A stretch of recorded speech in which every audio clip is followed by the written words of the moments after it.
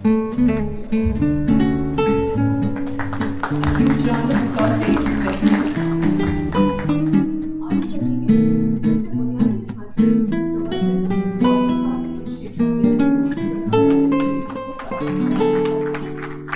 सामाजिक कार्यवाही के लिए सरकार निजी क्षेत्र और नागरिक समाज के बीच मजबूत के द्वारा देखिए अवेयरनेस का एक कैंपेनिंग के साथ साथ कंपनियों के साथ मिलकर के गाड़ी बनाने वाली कि रोड सेफ्टी के अंदर जिस प्रकार से पूरे भारतवर्ष के अंदर बहुत सारे लोगों की जानें बचा सकते हैं, उसके लिए ये अवेयरनेस और वर्कशॉप का कार्यक्रम इनके द्वारा किया गया। मैं इनको बहुत बधाई देता हूँ, बहुत शुभकामनाएं देता हूँ। और चूँकि सरकार भी इस पर बहुत सारा काम कर रही है और इस प्रकार से सारे लोग मिल कर के अगर काम करेंगे तो हम बहुत सारे लोगों का जीवन बचा सकते हैं। आदरणीय प्रधानमंत्री जी के मार्गदर्शन में और आदरणीय गडकरी जी के मार्गदर्शन में हमने ये तय किया है कि जो गोल्डन आवर होता है, जब एक्सीडेंट होता है उस समय बहुत सारे लोगों की जानें बचाई जा सकती हैं। इसलिए नियरेस्ट जितने भी हॉस्पिटल होंगे, एक्सीडेंट के तुरंत तत्काल बाद उनको कैशलेस 1.5 लाख रुपए तक का 1 वीक का उसके उपचार हो और उपचार होने से उसका जीवन बचे। इस तरीके का सरकार ने भी एफर्ट्स किए हैं, सरकार भी इनिशिएटिव ले रही है और प्राइवेट लोग भी इस अवेयरनेस का अंग बन रहे हैं। इसी के माध्यम से टीसीएल के द्वारा भी इस कार्यक्रम को किया जा रहा है। मैं बहुत बधाई देता हूँ, बहुत शुभकामनाएं देता हूँ और अवेयरनेस स्कूल में हो, बच्चों में हो, सभी में हो और इस प्रकार का एक बहुत ट्री की तरह हम इसको बढ़ाएं तो लोगों को की जानें बचेंगी और लोग अपने परिवार को भी सेव कर पाएंगे। सर, युवा जो है आजकल काफी ड्रंक एंड ड्राइव गाड़ी चलाते हैं, उस पर किस तरीके से चूँकि हमने अपने जो रोड एक्ट है उसमें काफ़ी सुधार किया है और उसमें सख्ताई से पालन करने के लिए हर डिस्ट्रिक्ट तक, हर जगह तक उसका अनुपालन हो और इसलिए रोड सेफ्टी की एक डिस्ट्रिक्ट मॉनिटरिंग कमेटी की भी मीटिंग होती है, जिसमें जिलाधिकारी, एसपी और आरटीओ और रोड के जितने भी अधिकारी हैं वो लोग रहते हैं। ऐसे हम ब्लैक स्पॉट को भी चिन्हित करते हैं और जो लोग इन नियमों का पालन ठीक से नहीं करते तो उनके खिलाफ कार्रवाई भी कर रहे हैं। दिल्ली एनसीआर में कई ऐसे हॉस्पिटल हैं जो एक्सीडेंट वाले केस नहीं लेते हैं, उस पर किस तरीके का एक्शन लिया जाए? देखिए दिल्ली और एनसीआर के अंदर भी हम लगातार प्रयास कर रहे हैं और लोग अब चूंकि अब जो स्कीम्स हम लेकर आ रहे हैं उस स्कीम्स में हॉस्पिटल को ऐसे केस लेने के लिए मजबूरी है, उसको लेना ही पड़ेगा क्योंकि जीवन बचाना बहुत ज़रूरी है और सरकार ने एफर्ट्स किया और इसीलिए हमने कहा कि हम उसको 1.5 लाख रुपए तक का इलाज उसको करना पड़ेगा और उसको तुरंत एडमिट करना पड़ेगा।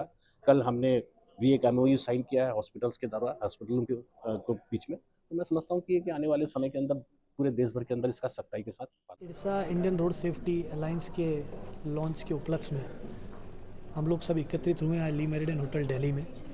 ये प्रोग्राम हम लोग मिनिस्ट्री ऑफ रोड ट्रांसपोर्ट की सानिध्य में कर रहे हैं। इसमें भारत के रोड सेफ्टी और गृह राज्य मंत्री हमारे अजय टामटा जी आए थे, जिन्होंने इस इरसा के लोगों को और इरसा के प्रोग्राम को लॉन्च किया है। इस प्रोग्राम में हमारे को और आशीर्वाद हर्ष मल्होत्रा जी, श्रीपद नायक जी, मीनाक्षी लेखी जी, नितिन अग्रवाल जी, योगेंद्र चंडेलिया जी और IAS आर विमला जो रेजिडेंट सेक्रेटरी हैं महाराष्ट्र के, उन सब का मिला है। हम सब ऑटो मैन्युफैक्चरिंग कंपनीज के साथ जुड़ के ये प्रोग्राम ले रहे हैं और इस पर एक बड़ी मुहिम चलाने की कोशिश कर रहे हैं भारत में, जिससे रोड सेफ्टी एक बड़ा मुद्दा उठ के आए और लोग इस पर जागरूक हो और इस पर काम करें। मेरा नाम साहिल अरोरा है, मैं TSL ग्रुप का CEO हूँ।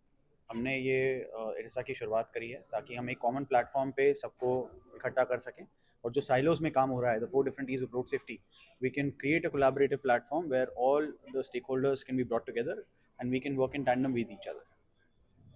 क्या कहेंगे आप लोग इतने सारे अवेयरनेस कार्यक्रम कर रहे हैं, अवेयरनेस कार्यक्रम के बावजूद भी जो रोड एक्सीडेंट्स है और जो रोक नहीं रहे, क्या वजह मानते हैं? देखिए, वजह इसकी काफ़ी सारी हैं, एक वजह नहीं है। अगर आप ओवरऑल स्टैटिस्टिक्स पे जाएंगे तो आपको चीज़ें दिखेंगी, जैसे ओवर स्पीडिंग है, ड्रंक ड्राइविंग है, रोड सेफ्टी के रूल्स का पालन ना करना भी एक रीज़न है। तो बड़े सारे कारण हैं कि रोड एक्सीडेंट्स ऊपर क्यों जा रहे हैं। इसलिए हमने एक सेशन इस पे रखा है जिसका नाम है साइकोलॉजी ऑफ कंप्लायंस, कि हम एज ह्यूमंस, जो ड्राइवर्स हैं, जो राइडर्स हैं, जो पेडेस्ट्रियंस हैं, जो लोग रोड का इस्तेमाल करते हैं, क्यों हम रूल्स को फॉलो नहीं करते हैं, क्यों हम शराब पी के गाड़ी चलाते हैं, क्यों हम तेज़ी से गाड़ी चलाते हैं। जब स्पीड लिमिट दी गई है सरकार के द्वारा तो हम उसको फॉलो नहीं करते हैं। तो बहुत सारी गलती इंडिविजुअल ड्राइवर्स की भी है। सरकार इसके ऊपर काफ़ी काम कर रही है, प्राइवेट कंपनीज भी इसके ऊपर काफ़ी काम कर रहे हैं, बट जब तक इंडिविजुअल ड्राइवर्स इसका ओनस नहीं लेंगे, बहुत मुश्किल है ये नंबर को नीचे लाया जाए। अगर आप दूसरे देशों से कंपेयर करें, बहुत सारे देश ऐसे हैं जिनकी अर्थव्यवस्था हमारे देश की तरह ही है, लेकिन तब भी उनके नंबर्स लो हैं। वो इसलिए हैं क्योंकि लोग वहाँ पे रूल्स फॉलो करते हैं। इंडिया में इसका काफ़ी बड़ा प्रॉब्लम है। आखिर क्यों रूल जबकि कानून है सबके लिए बराबर, लेकिन फिर भी ऐसा क्यों करते हैं लोग?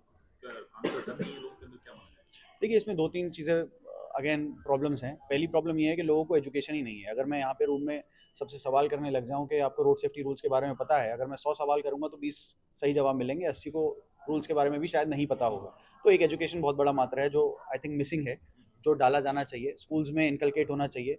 इसलिए हम बहुत सारे अवेयरनेस कैंपेन स्कूल्स में करते हैं ताकि बच्चों को इमीडिएटली जब वो छोटे हैं तभी ये इन्फॉर्मेशन उनके दिमाग में इम्बाइब कर दी जाए कि हाँ, आपको रोड सेफ्टी का रूल्स का पालन करना है और आपको इसमें जाके रूल्स को अडॉप्ट करना है।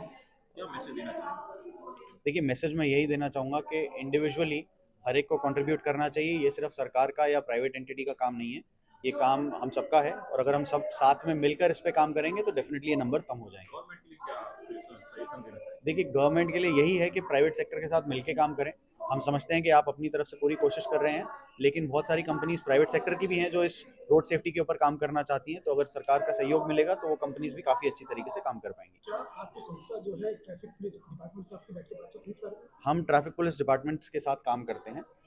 हमने हरियाणा पुलिस के साथ टाई अप किया है, हमने महाराष्ट्र पुलिस के साथ भी टाई अप किया है। जहाँ जहाँ हमसे होता है वहाँ टाई अप करके, चाहे उनकी ट्रेनिंग हो, चाहे साथ में काम करना हो, चलान्स हो। हम लखनऊ में काम कर रहे हैं यूपी एक्साइज मिनिस्टर के साथ, वहाँ की पुलिस के साथ। तो जहाँ जहाँ भी हमें सहयोग मिल रहा है ट्रैफिक पुलिस के साथ, हम वहाँ पे काम कर रहे हैं। दिल्ली में भी आप लोग काम करेंगे? दिल्ली में हमने काम अब शुरू कर दिया है, तो बहुत जल्द आप देखेंगे कि हमारे प्रोग्राम्स यहाँ पे शुरू हो गए हैं। अवेयरनेस तो काफ़ी बड़े लेवल पे हमने करा है, हमने करीब 100 या 150 स्कूल्स में यहाँ पे ऑलरेडी काम कर दिया है, बट आगे चलते हुए हम और भी काम कर रहे हैं। कितने स्टूडेंट आपके लिए काम कर रहे हैं? ओवरऑल अगर आप पूछेंगे तो TSL करीब 18 स्टेट्स में अभी काम कर रहा है। किन किन स्टूडेंट हैं? देखिए, हमारे पास महाराष्ट्र है, गोवा है, दिल्ली है, यूटी है, वैसे अगर आप उसको स्टेट बोलें तो हरियाणा है, उसके बाद कर्नाटका में हम काम कर रहे हैं, तेलंगाना में हम काम कर रहे हैं, आंध्र प्रदेश में हम काम कर रहे हैं, गुजरात में हम काम कर रहे हैं। तो ऐसी बहुत सारी सहयोग से और Hyundai ने जो सपोर्ट किया है, रोड सेफ्टी का जो वर्कशॉप है यहाँ में आई है। हम सभी जानते हैं कि करीबन 5 लाख से ज़्यादा एक्सीडेंट्स होती हैं, जिनमें से 1.5 लाख से ज़्यादा लोग मृत्यु पाते हैं सारे भारत में। और महाराष्ट्र से मैं हूँ तो करीबन 15,000 से ज़्यादा लोग मृत्यु के मुँह लग जाते हैं एक्सीडेंट की वजह से। फिर भी हम लोग एक्सीडेंट्स और रोड सेफ्टी की तरफ से जितनी सीरियसनेस से देखना चाहते हैं, don't really look at it, इतना सेफ्टी हम देख नहीं सकते जितना हम कैंसर के बारे में सोचते हैं, किसी और बीमारी के बारे में सोचते हैं। इसलिए हमें बहुत ज़रूरी है कि हमारा ध्यान इससे आकर्षित करें। कई बार हमें जो मूवी स्टार्स हैं, इनके चलाने के तौर तरीके हो, ड्रंक एंड ड्राइविंग हो, जैसे शराब पी के चलाना, इस सब में बहुत आनंद मिलता है। हमें लगता है कि हम बहुत अच्छी तरह से रोड चला पा रहे हैं, हम लोग को कंट्रोल है व्हीकल में। पर रोड सेफ्टी की बात है कि 1 सेकंड लगता है, आँख पलक झपकते से ही अपनी लाइफ बहुत बदल सकती है। या तो हम मौत के मुँह जा सकते हैं, किसी और को मौत के मुँह में डालना, और इससे ज़्यादा वर्स्ट है कि किसी को अपाहज बना देना। इसीलिए ये जो TSL फाउंडेशन और ISSA ने प्लान किया है एक रोड सेफ्टी अवेयरनेस करने का, मैं इनकी बहुत बधाई देती हूँ। मेरे साथ आदेश भी हैं। तो मैं समझती हूँ कि लोगों तक ये मैसेज पहुँचना चाहिए कितना ज़रूरी है रोड सेफ्टी मैनेज करना और रोड सेफ्टी के लिए आगे रहना।